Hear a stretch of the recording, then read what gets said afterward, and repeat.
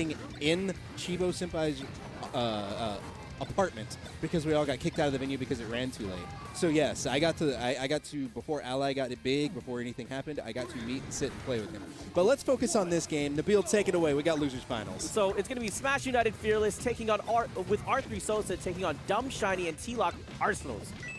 This is a kind of a fun one because we get some of our homegrown guys, of course Arsenals, being one of the best in the business, but taken out quickly by that side B. Yes. Sosa, nasty.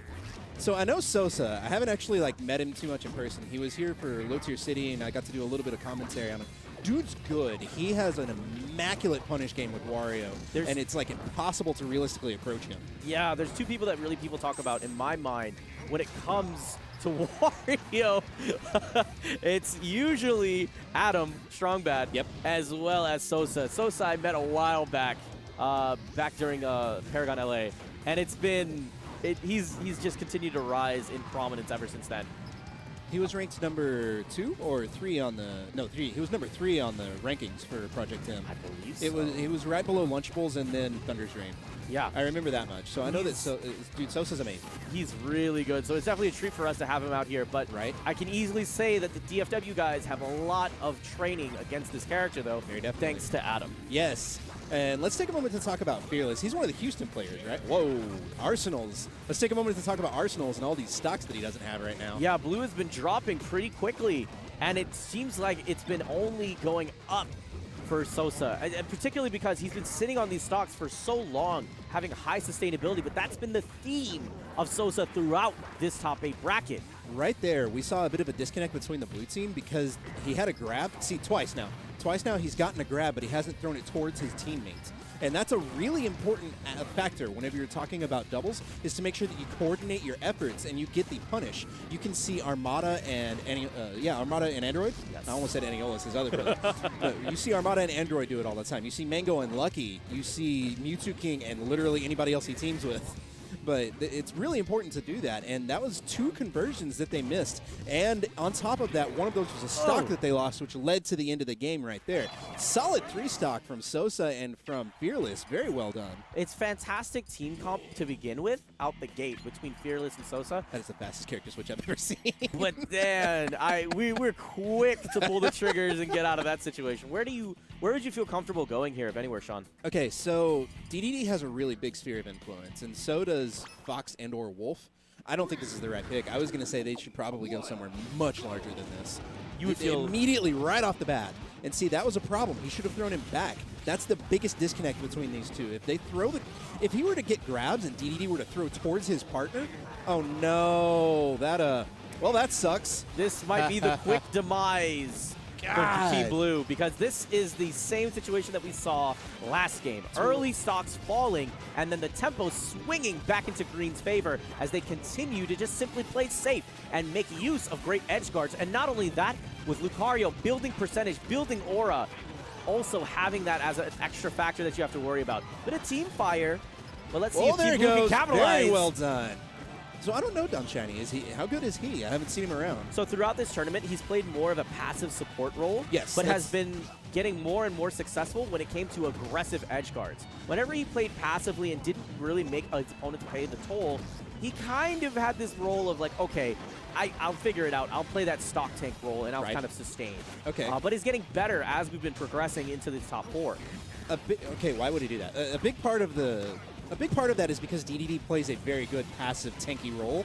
He has in every iteration of Smash that's ever been out. In Brawl, he was excellent in doubles because he was this giant beefcakey tank. And so he's playing that correctly. Very well done by Sosa. But while he's playing that correctly, he's not executing well as a doubles player. He's doing well in his role, but he's not doing well as a doubles player and a teammate.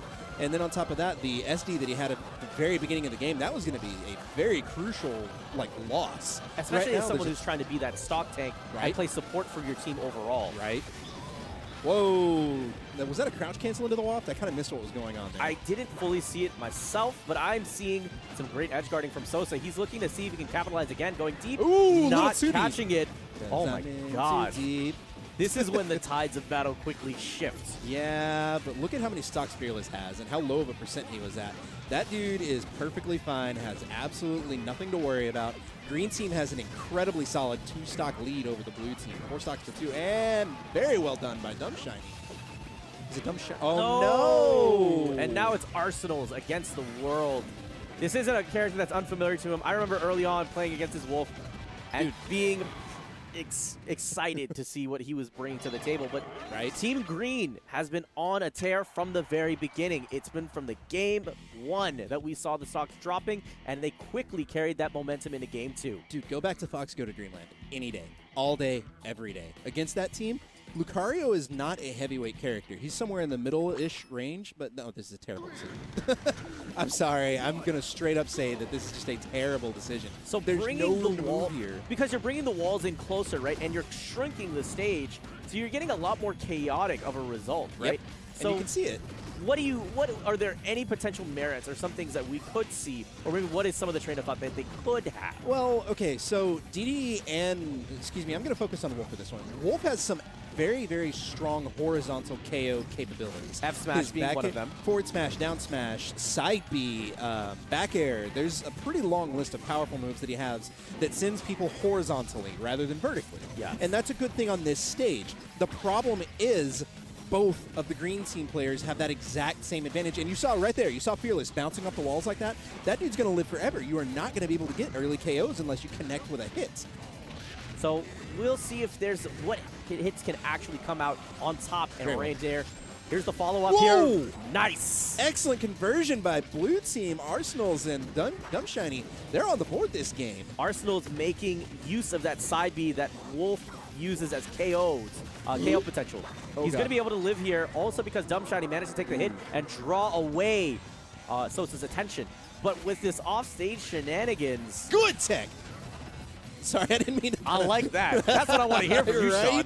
I got excited, man. I haven't gotten to do this in a while, so I'm happy to sit here and actually do commentary. And it's especially stuff those like moments, that. dude. Those are the best moments when it's like, oh, yes, you really needed that clutch moment. But with 20 frames, I mean, I definitely put it past Arsenal to be one of those guys that's a bit tech savvy. He's put the time in. He's put the work. He was one of the first guys that I met, and I said, you are going to be someone in a year. I believe it. I put my money on it that you will be PR'd at some point. And I was right. Yeah, you were. But I need that money. Where's my money? Can I claim that money? I didn't do anything with it. Oh.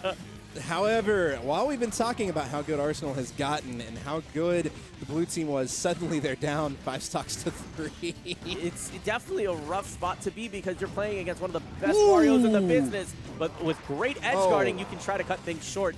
Still, disadvantageous situation. Team Blue playing with their backs against the wall. Not their blacks. Their backs against the wall. And now it particularly sucks against characters that can edge guard really well. And there's no sharing that's going to happen. The wall of pain back airs. Oh, he almost got him. That was so good. Very well done by Dumshiny.